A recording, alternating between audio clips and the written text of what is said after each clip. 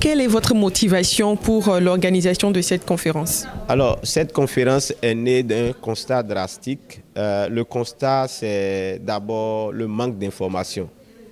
Et nous avons constaté ça à plusieurs niveaux, et que les jeunes n'ont pas accès à l'information foncière.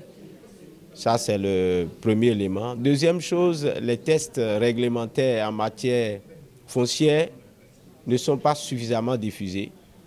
Et parfois, normalement, d'un pays à un autre, les législations pouvaient être partagées pour qu'on puisse apprendre, d'accord, d'un pays ou d'un autre, ce qui n'existe pas.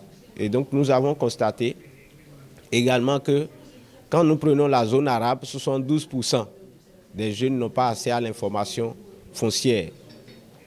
Et on a décidé de créer un cadre.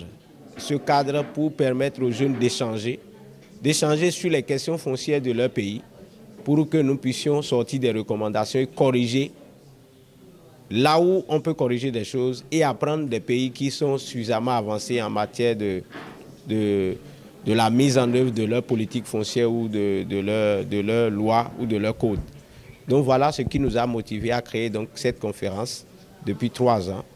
Et nous sommes satisfaits donc que effectivement nous sommes en train d'échanger et les recommandations guident à la mise en place et à la rédaction de projets concrets pour solutionner le problème d'accès des jeunes. D'accord. Déjà, quel est votre appel? Quel est l'appel que vous aviez envie de lancer ici et maintenant pour véritablement favoriser l'accès à la terre pour les jeunes?